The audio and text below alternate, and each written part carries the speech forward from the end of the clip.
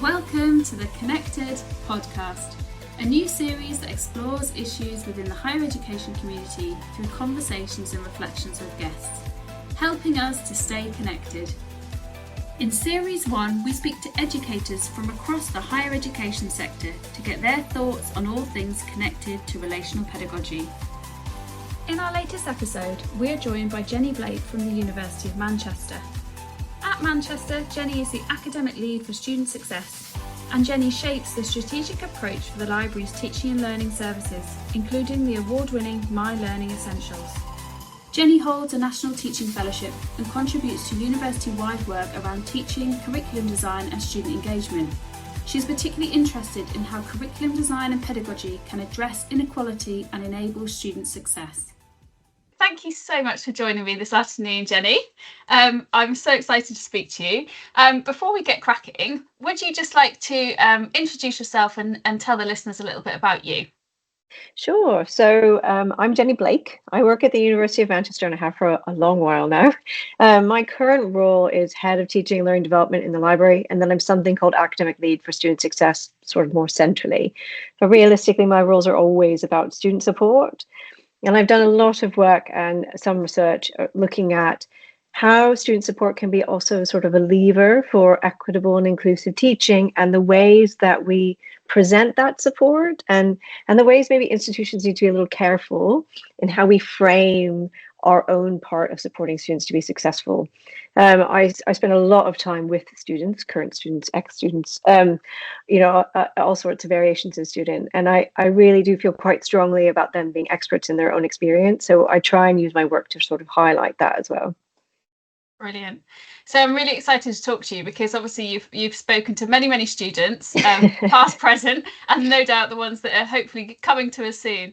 And we've talked before about kind of the essential kind of relationships that are are the foundation to all of this success, whether it's working together on kind of research or looking at what that support might look like for individual students.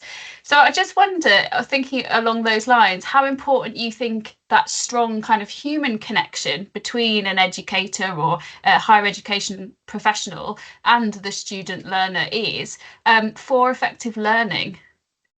So I think it is essential. So one thing that it's such a barrier to learning are assumptions and expectations. So when a student enters a room and they assume they know what it's going to be like, they think you're going to stand at the front of the room. Sometimes you do. They think you're going to tell them the answer. Sometimes you do. And they think they know what it's about. Conversely, they may assume that they don't know, that they don't have a place, right? And then their expectation is one of sort of exclusion. And that human connection is what we use to sort of transform expectations into potential. And it allows us to recognize each other and to recognize what can only happen between a student and a teacher, or a student and another student, or a teacher and a class. There's a lot of different variations of relationships. But it's not until we sort of recognize the essential individuality of each of us, and also the emergence of the classroom, right? They're made up of individuals, that we can really get down to the business of learning. Otherwise, we're all kind of guessing, like, oh, I think this is next. Oh, I hope they got that, right? It takes away the guesswork when you really get to know each other. Yeah, definitely. So what do you thinking about kind of the getting to know and kind of the skills that you use to kind of, I guess, break down perhaps some of those barriers and support students to kind of realise what those expectations are in that classroom? Perhaps what are some of the skills or the qualities that you think kind of a relational educator kind of brings to the classroom that's going to really enhance that learning experience for the student, really, but also for the the educator in the room as well? I know it just feels so powerful when you're really working together. I think one of the things, or one of the sort of core frameworks that I think is important to bring, is something I learned from Mia Zamora and Mahabali, and they've developed something they've called intentionally equitable hospitality. And one of the first sort of statements around that is the fact that education exists in the world, and the world is unjust. So it may seem a bit odd, but I think one of the first things an educator can do is sort of be quiet and recognize that they have most of the inherent sort of power in the dynamic, that they actually know what's going to happen on some level because they've hopefully planned it, that they have more awareness of the subject matter, almost all of the things we use as markers for success inside the classroom are in the possession of the person running the course, or delivering the teaching. And so another thing I think is essential is something I learned from Adrienne Marie Brown, which is called WAIT, and it's why am I talking? And I think actually in relational pedagogy, I think a lot of times when we talk about relationships, we think we mean friendship. I don't necessarily think we should be friends with our students. We should be friendly. But when we're making a friend in a pub or something, we tend to share ourselves and go, oh yes, me too, I agree with you because I've had similar experiences. It should be, I think, completely different in education. It's not about sharing yourself. It's about almost ceding space and ceding agency. And so for me, it's always thinking like, should I be the one speaking at this point? Is there a way for me to acknowledge the experience and expertise my students have come in with? Am I making assumptions around what they do and don't understand? Have I inadvertently, indicated to them that I don't value what they've brought with them? And it's about sort of building this more equitable space. And for the educators, it has to be deliberate. We have to plan it in our curriculum. We have to watch ourselves when we're teaching, especially those people like me who just like to talk. And we really have to put in the effort. So it's about ceding space and giving away time, to speak, and then recognizing your own place in it all. Because the relationship doesn't have to be like a straight line. You're not balancing on a teeter-totter. But at the same time, you have to be aware of what it's operating in and what you're really asking of your students. And it's really interesting, isn't it, when you kind of open that space and you do kind of allow yourself to be quiet and just seeing what the students bring in those spaces. And that can be uncomfortable, right? You'll have the students and everyone's kind of looking around, who's going to be the first? And then once, in my experience, one starts to open up, you see this kind of cascade of sharing of that knowledge and experience, and you get that real buzz, don't you, where the students are being really comfortable being curious with each other as well. Yeah, and it's just so fascinating because if you think about it, if you set up a classroom where you have all the answers, like you always provide them, you give all the direction, and we know this, like this is such old hat, but still I think we replicate it inadvertently a lot of the time. You end up you have all the responsibility as well. It's exhausting. It's exhausting. And so students are always coming to you. They ask questions over and over and over again, the same question, no matter how many times you put them on, your CLE or whatever, with FAQs.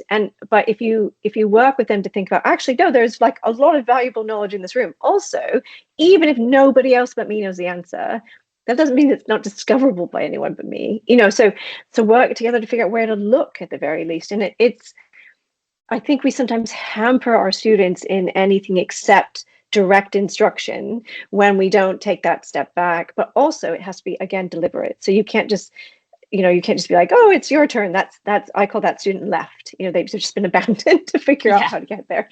It needs to be student led. But if you're leading something, theoretically, you've got resource behind you and some kind of structure. And so that's where we come in. We can help make it student led or peer supported or anything like that. We have got to be part of that sort of process, and we need to do it on purpose. We can't just kind of, oh, I've assigned you a group work or whatever. Figure it out. Yeah. And it makes me think very much of kind of like setting up a dance where you've kind of decided what this, that you're going to do this dance, maybe even a style or a theme, or maybe even the music. But, the students then can create the steps, and you're kind of maybe leading them or, showing them what it might look like, but then allowing them to kind of bring their individuality into that space. Yeah, and that's what creates something new, right? Otherwise, all that is happening is transmission of information. But the point of higher education is not that at all. It's about like creating new knowledge and developing new understanding. And humans do that in community. Like we spark off each other, we learn from each other, and then because of who we are, because we're a unique individual, we present our own take on something. And I think we so often get just nearly there with our students. It's not always us. Sometimes the students have lots going on outside and can't really bring that extra effort. But that's what like the criticality and the real learning element of HE is for me. It's that step where you're like, right, so if that's happening there and this is happening there, and I know this, I mean, maybe, and you present that to the community, and then they get really excited, and it just keeps going. And again, it takes that element of like you having to be the pusher, the engine all the time as an educator. So kind of thinking, in your opinion, how do you think then that kind of fostering that kind of relational pedagogy in your kind of classroom, if we call it that, affects that kind of student engagement and participation in kind of, in those class environments? I think first it makes them brave spaces. So there's been a lot of discussion around safe spaces, and a lot of people quite rightly pointed out that like some places are just never safe. So there's been more discussion now around things like brave spaces. And I think if you have a place where you recognize each other's individuality, you have that relationship, you feel like it's with a person, not with an institution, or just not at all. It's okay, first of all, to say your idea or to present your thinking. You understand the response and how it might be. So for those people who get anxious about saying something because they don't know what's going to happen next, if you have a steady pattern inside your teaching or within your one-to-one support, whatever, then again, it's not about assumptions. You can really kind of plug yourself in and learn as you go. So it makes it a brave space, both because you've broken down a lot of those unspoken assumptions and because you welcome others' ideas. I think as well, what it does is it allows us to combine in ways that we put up barriers for when we don't allow those relationships. So when we are so vigorous in our assumption of expertise, when we demand respect and kind of say, well, it's because I know what I know and you don't know it. That's predicated on us then never being shown to not know. And I think that's quite problematic. And it halts sort of the furthering of our areas of interest. And so when you start building these relationships and you start recognizing that someone else might bring a new idea, it makes it so that your classroom becomes a place where things happen, and then students want to be there. I think it's so interesting how we judge teaching, and a lot of it's around, are they attending your lecture? Da, da, da.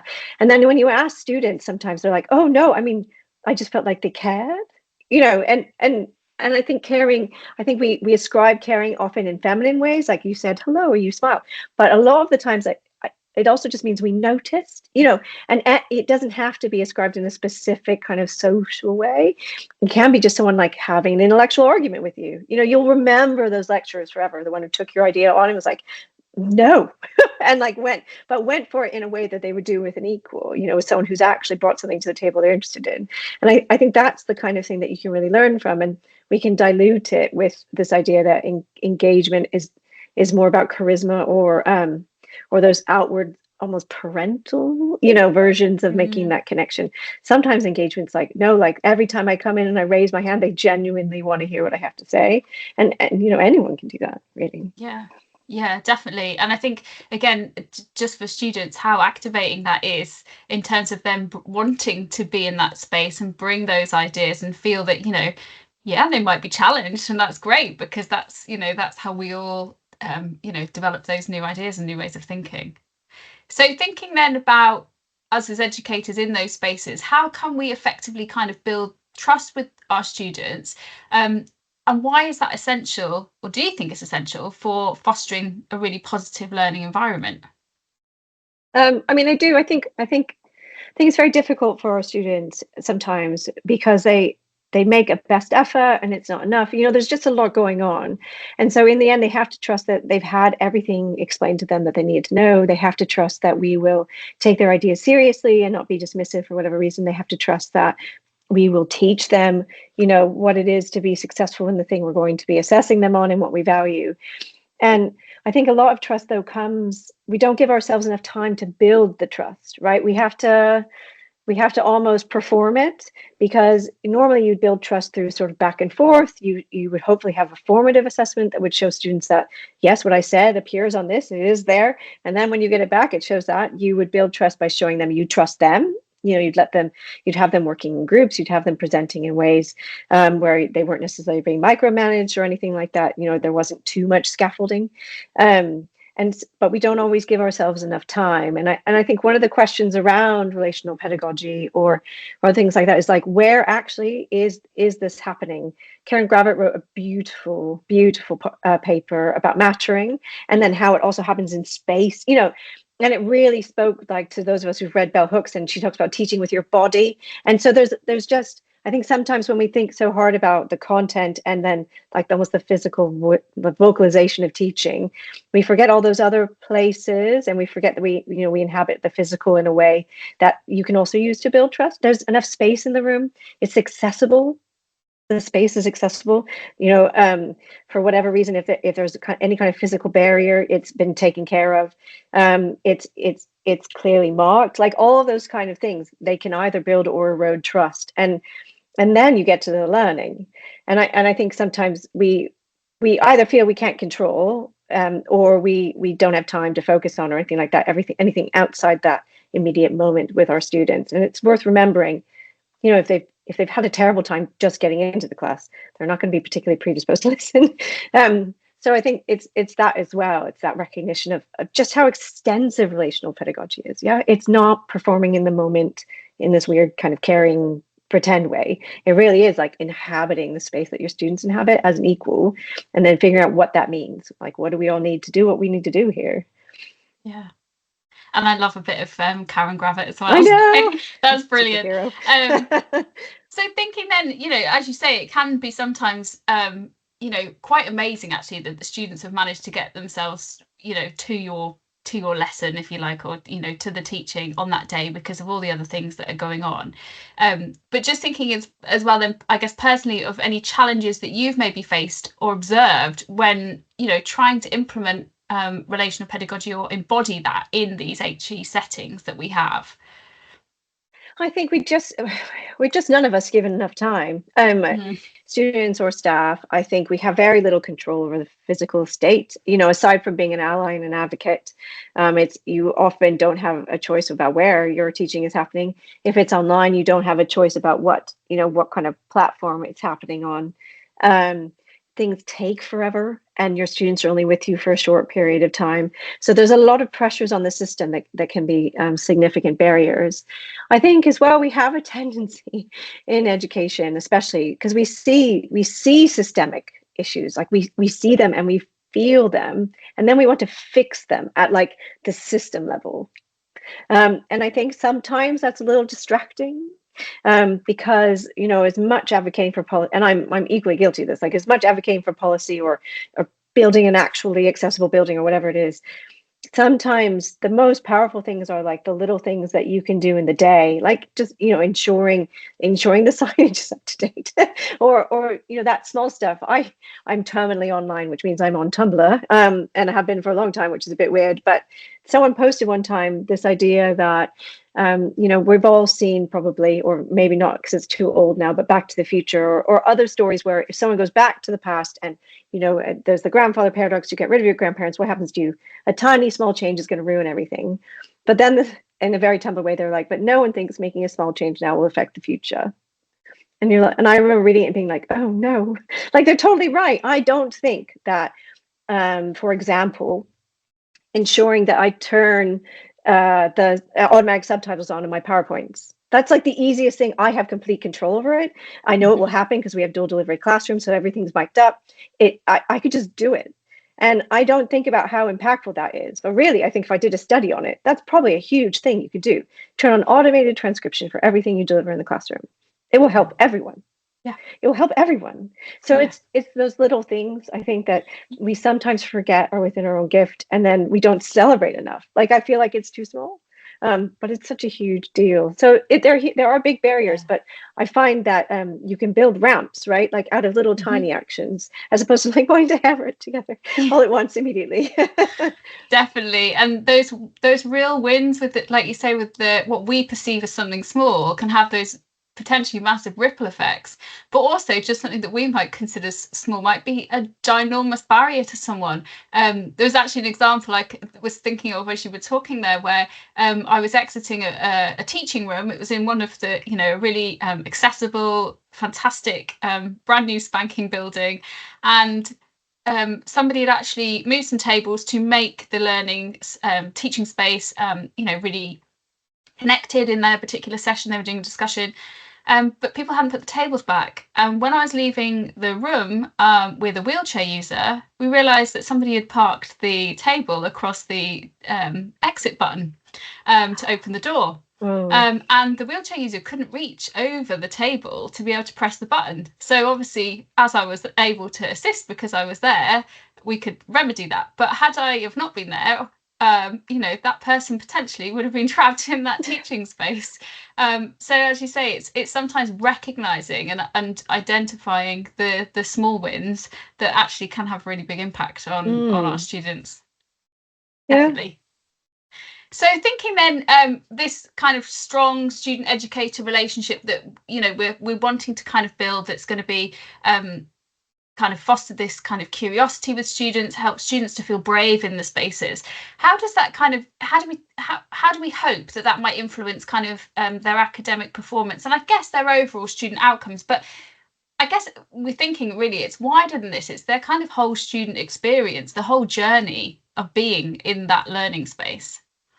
So we know that relationships are essential for mental well-being. They're essential for those senses of belonging and mattering, and they do impact student outcomes. Like a student who feels part of a community at their institution tends to do better than those who feel excluded. And there's a number of reasons, and the intersectionality of some of our students' experiences is incredible. But I think that in the end, what we're deciding to do with relational pedagogy is put our effort in the connection. And sometimes what that means is they leave with less content, I think, probably, unless you're one of those just people who can do it all, and they do exist, and I am constantly in awe of them. But I think sometimes you have to decide, you've only got so much focus, you've only got so much effort in you, so do your students. You have to decide where things will land. And what I think is, if we put our efforts into things like relationships, into relational pedagogy, where you're really aware of the connections that you're building and the ways that people can kind of connect their knowledge to your understanding and everything, and move things forward, you may not transmit as much information, but the people who leave you will leave you with a more complete understanding, because they will have, we know that the more kind of synaptic connections you make to an idea, the better you remember it. Well, I've never understood why then we think it's okay not to have someone constantly making connections, where we think we should just deliver almost, complete a mimeographed piece of paper and then have them sort of file that away in their brain. But that gets lost. Filing cabinets are famously organized and then never opened.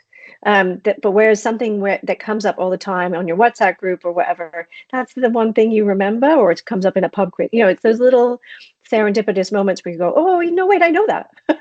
And it's not because you've memorized it; it's because it's made, it's been made impactful to you. And so I think relationships and relational pedagogy sometimes do require, especially if you want to use a lot of peer work, they'll require you to sort of strip back to its core what it is you want people to learn. But that doesn't stop them from learning it later. And that's the other thing I think institutions really are welcoming now, is this idea of a lifelong learner, and the idea that they don't graduate us complete. They're 21, they are undergraduates. They don't graduate us like complete and they've learned everything there is to learn. We want them to graduate still hungry and still curious. And some of that's about they should still feel part of a community when they leave, and still want to talk to other people about psychology or philosophy or physics or whatever. And that's the relationships. You want to talk to your friends, you want to talk to people who find you interesting, that kind of thing. Even online stuff, just continuing to explore articles and ideas. So I think that's what it is for me. It's this idea that not only will student outcomes be improved in our current system, but that I hope we're then actually pushing for a different system, where what we value isn't necessarily perhaps as prescribed as it is sometimes now, but it's more about the whole student and then what they can do next.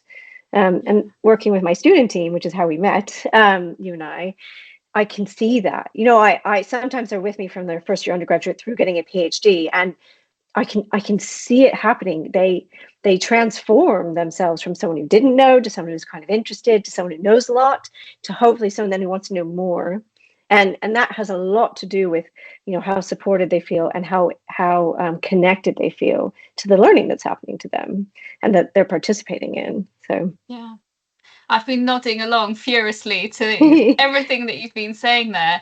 And I think there's something very powerful, isn't there, of when a student, it's the way they feel when they leave the classroom from having a session with you, rather than perhaps, as you say, some of the content knowledge that's been delivered. And thinking about your students who you have across that kind of longer life cycle, you know, from undergrad to the end of perhaps a PhD journey, it's a bit like if you leave them feeling, you know, excited or, you know, seen and heard in that learning space, it's a bit like you planted a seed, and then you're giving them the skills and perhaps the confidence to water their own plants, you know, rather than you giving them one that's kind of. And I think the question is, in the end, do you want them to leave thinking you valued what they've learned or you value them? And I always want them to think I value them. Like if they didn't learn it, that's probably on me. And then I don't care on some level. I still value them. Like they're the important part of this whole equation. There'd be no point to my job without someone to learn from, you know, and someone to teach me. So it's just it feels like a slight tweak in our perspective and in our values and assessments and like how we present ourselves as institutions. But it should always be that it's the student who's the important thing, and the content it's the transformation of that knowledge inside the relationship with that student. That's where we should get excited. And that's where I clearly do get excited. That is super exciting, isn't it? Yeah. So then how important is kind of empathy in our teaching, and how can we cultivate empathetic relationships with our students? So understanding, you know, that they don't just show up, you know, they're all the same when they come to the classroom and they're all ready to learn. You know, how are we appreciating, you know, the difference and the diversity in the classroom, but also then think about the skills that we need to support that. So I think it again goes back to sort of space and time. I started out by saying we should give it to students. We also need it for ourselves. So in order to be empathetic, you have to have resource in you to feel that way. And I think a lot of times the way that the institutions that we work in are structured really makes that difficult. Empathy becomes something that you have to sort of dredge up. You know, you have to remind yourself not to be mad when someone asks you the same question for the 12th time, or it's okay if someone gets their, you know, marking it, their assessment late, even though it will extend your marking, you know, that kind of thing. It gets so difficult to be empathetic if we don't have space. Because then we look a lot at like where the point of failure is, you know, and if it's awarding gaps or it's gaps in achievement on assessment, we tend to throw our resource there, but we don't go back and look at like, where's the point of pressure? Why is there so much? Why is there so much pressure on one particular spot that it's failing? And does it make sense to like lay resource over that point of breakage, or actually do we need to walk it back and like diffuse the pressure at the point where it's actually being, you know, created? And so I think to be empathetic, one of the things everyone needs is space and sort of a sense of agency. If you feel like you have to rattle your way through your curriculum, you just almost can't. You can, but it's in spite of what you're doing instead of because of it. And then I do think sometimes, because of the way we've set our institutions up, because of how we think about ourselves, we put ourselves in a position where if we're not the expert, what are we? And that's like terrifying. Like that's, you know, psychologically scary, and it's really difficult. And we don't necessarily have a supportive enough network to help ourselves work out, you know, what's going on. And one thing I think is interesting is how you can often just guess how educational development happens at an institution. Like they're very typical. It tends to be, you know, follow certain things. And then you run into something unique, like Maha, who I mentioned before, has launched with a few other people something called MyFest, which is incredible. It's all online. It's incredibly warm and welcoming, but it's very it's very organized. It's one of those things where you can feel yourself growing in it, because that's all you're supposed to do. That's it. And so it's enabling those spaces to be created for our teaching staff that will give room for the empathy and help train those instincts. Because if you have to work against your habits, because your habit is, I've got to get through 200 papers, or whatever, that's it, that's my job, I've got to teach this because next week they're getting a quiz, then it's really, really difficult. And even if you learn something, like if you learn something exciting about relational pedagogy, if you go back into the same culture and the same institution, then you're just banging your head against different walls. There needs to be change that allows you to like also change your own direction as you develop and grow. And I think that's where, I mean, and I'm included in this. I'm high enough up in my institution that I bear responsibility for making sure there is space for staff who work with me and develop with me to change what they want to change, and that there's support for it. And so it's really important. I think it goes back to that idea that like we tend to ascribe learning to the moment you hear new information. But for me, learning is actually the moment you can use it yourself. That's when you've learned it. And so, but there's a gap in between those two moments a lot, and a lot of it comes with reflection, and that kind of thing. So how do we protect that gap? How do we protect that gap to make sure they go from learning to doing? Yeah.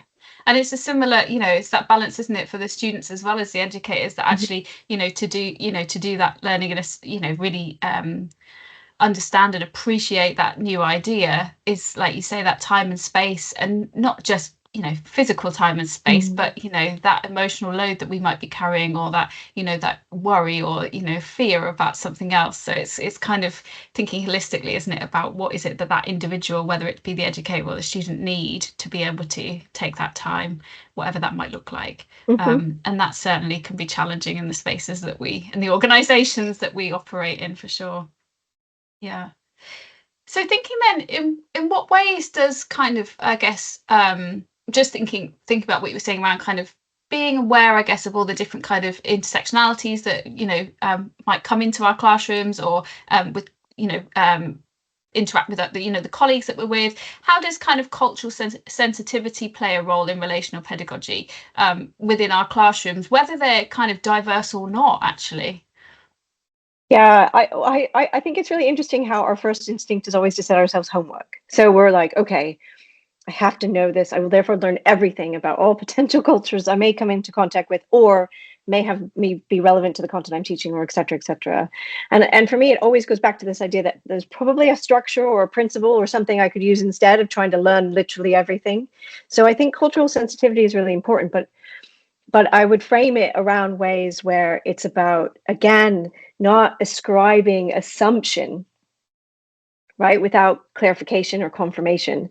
So what that might look like on a personal level with an advisee, for example, is not, if they come to you, this happened.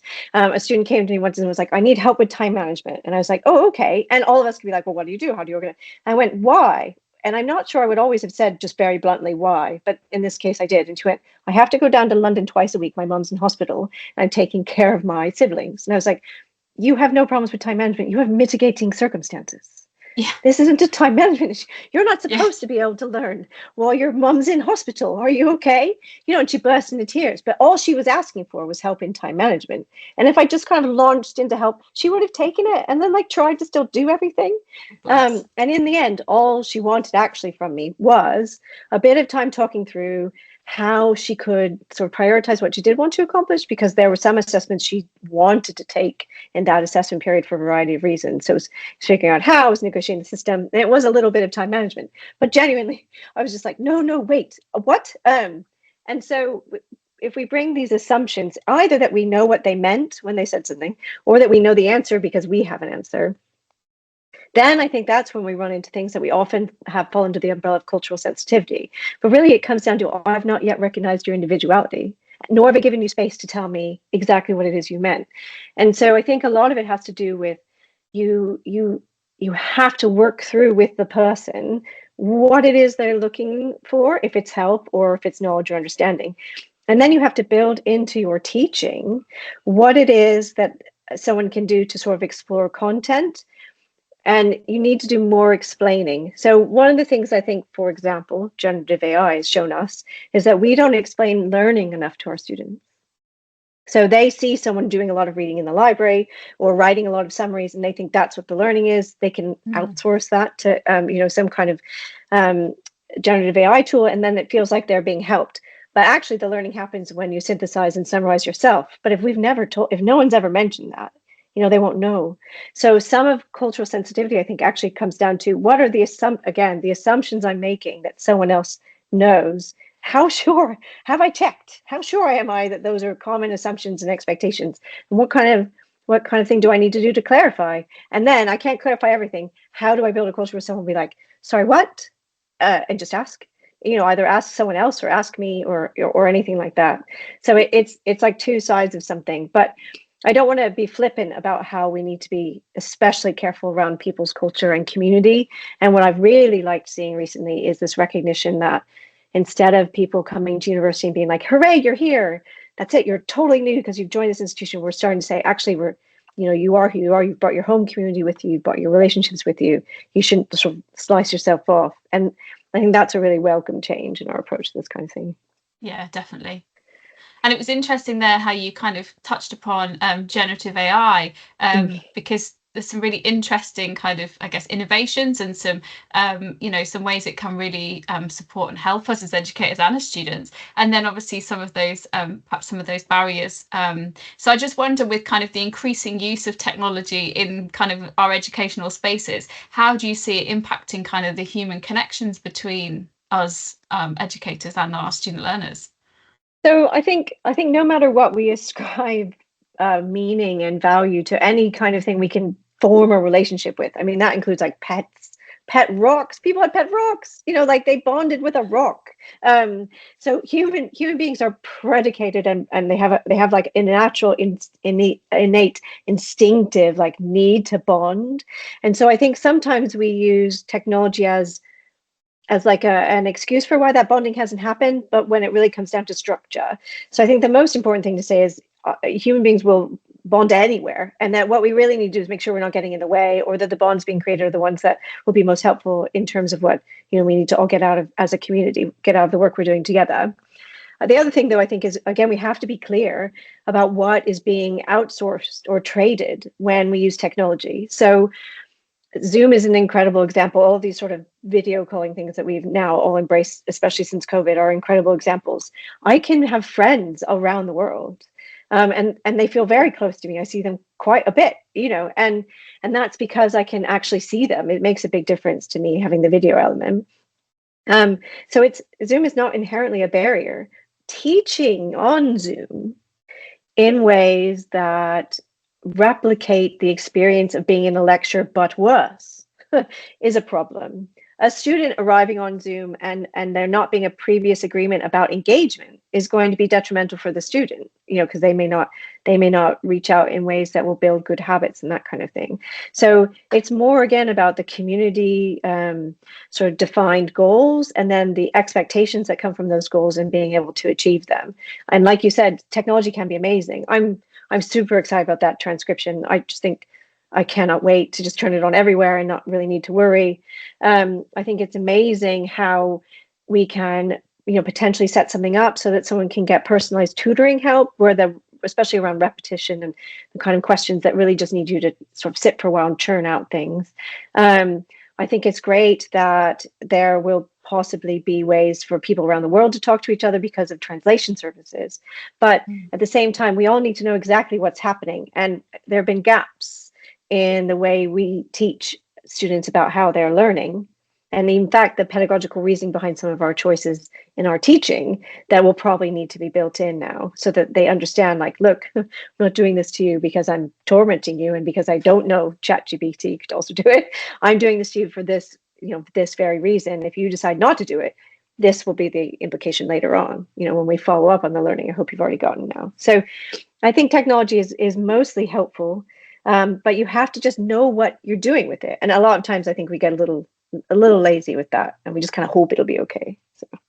Yeah, and I think there's lots inherent in there, isn't it, about going back to that kind of the power balance in those relationships. And actually, if we're being led down a path with technology, whether that's willingly or not, it's kind of then really standing back, I think, and reflecting on, how does this change the relationship that I have with my students or my colleagues, and how does that make me feel? So therefore, how am I presenting then? How good am I in that space at managing my emotions when I'm panicking because something's not working when I press that button? How am I setting up that space to still be brave, for students to still be able to respond, and often using the polls or the anonymous feedback options are really helpful for kind of helping to connect to some students who wouldn't feel comfortable reaching out in those spaces. But I think there's still those elements out there, and I think you're right. I think sometimes we get a little bit lazy and just really and it's hard, right, doing that deep self-reflection, but thinking about, actually, how does this change my teaching identity in this space, and how can I, how am I then showing up? It's, instead of replicating the how, you have to go back to your why and then create a new one. And And because of the way I am sort of temperamentally, I always prefer to do that with my students. And part of that's because I don't want to be the only one in charge. I have a really hard time just being like, she just makes all the decisions. I find that exhausting. And so I'm like quite open. I'm like, I don't want to be in charge of everything. So we need to talk about like how it should be with all of us, because I feel like if I make all the decisions, I'm not only not listening to you, but like I'm taking a lot on, and that's not what I'm here for. I'm here to teach about, etc. So I do think there's a lot of power in that, like admission that, this is how I would like to build the classroom with you, because it's you who's here with me. Again, it's not regardless of who's in the room with me. It's not irrelevant that it's exactly you as a person and then you as a cohesive group. It's important. Yeah, and every cohort, every community is a little bit different, isn't it? And they bring different things, and you can have, just really transformational kind of sessions with completely different groups of learners because of the different experiences and, the different, bits of information that they're happy to share with you. And that's what makes it exciting, right? Because it's every session is not the, it's different. It's not all the same. Yeah, I always say you can tell people who've not taught, because they're a lot of times at some point they'll ask you the question, isn't it boring to teach the same thing every year? And I'm like, I've never taught the same thing twice. Even if I use the same text every year, I've never taught the same thing twice. It's been different every single time. Sometimes in spite of me, like if I got really excited about something that happened last year, try and do it again. So yeah, it's never the same twice. And I wonder again, now that I've said that, I don't know how often I've said that to my students. Like, I'm just so glad you're here, because it's different every time. Because you guys are each, unique individuals. So it's just, that's what makes it fun. Yeah, definitely. So looking ahead, how do you kind of envision the role of kind of relational pedagogy evolving in higher education over kind of the next decade? So I'm really hoping we do two things. First, we listen to students and staff who are made uncomfortable. I see a lot of students, and a lot of them walk into a place I'm teaching at first, like assuming they know what I'm going to do. So especially if you're doing something supportive, so if you're doing something around academic writing, they think you're going to tell them how to write an essay, and they're really annoyed for the first 15 minutes of my teaching when I tell them I'm not going to do that at all. But you need to listen, because those expectations tell you a lot about kind of the schemas that they're carrying. And if those are a constant barrier, you're never going to make sort of the connection that you need for them to learn and for you to teach in the way you'd like to teach. So you have to always be checking those assumptions and your explanations, and making sure that everyone feels secure in what's going to be happening to them. I never want a student to be scared or anxious because they can't keep up or they can't keep track of what's going on, like contextually. And sometimes I tell people, like, look, I either swap my content out, like if I'm going to teach something different each session, or I change my methods. But I usually don't do both, because I feel like your brain can really only focus on one thing. Either you're learning something brand new, or you might be reviewing something and then you can review it in a different way, but you can't learn something brand new in a completely different way. It's quite overwhelming. So I try and feed that security that comes from consistency, like when you were a little kid and you read series because you knew all those characters' names and stuff, that kind of thing. And then for staff, especially now when we're hoping to sort of move towards change, like do those small steps, those incremental changes, we need to listen about where those points of pressure are. Because again, I think we do make assumptions. I can get very flippant with like, oh, come on, just give it a go. You're just resisting because you are resistant, kind of thing. And that's rarely the case. Most people want that connection. So it's about figuring out what's draining their empathy, why they feel they can't do it, what buttons are blocked. Who's moved the table? Was it them? Sometimes it's them. Can we help them move it back? But like holding the table in front of the button. Yeah, like refusing to move the table back. This feels too unsafe. Yeah. Yes. And so I just wish we would give everyone time. But the very last bit of that is there is a bottom line. And the bottom line is we treat our students as individuals. We value inclusion and diversity. And if you cannot do that, this might not work. You might be asked to be too far out of your comfort zone. So I think we should spend some time and give people space and make sure we listen. I do think sometimes we do so much of that nothing changes. So there should be a bottom line that's like, we are helping you work towards this this is where we're going. This is how we think learning needs to happen in this kind of space, whether it's a program or support services like the one at the library or an entire institution. I think it's fine and important to listen to people who aren't sure, but at the same time, again, that clarity and consistency is what helps learning happen. You have to be like, that's absolutely, I completely understand. And at the same time, how can we move the table? Yeah. Just keep returning to the thing that needs to happen. Amazing. Jennie, it has been an absolute delight to talk to you this afternoon. I'm thrilled to have had this time and space with you, and all of your examples and stories will be, I'm sure, incredibly interesting for others as well. So thank you so much for your sharing your journey with us today. No, thank you. Thank you for listening to the Connected podcast. If you enjoyed this episode, please subscribe so you don't miss our next conversation. Stay connected.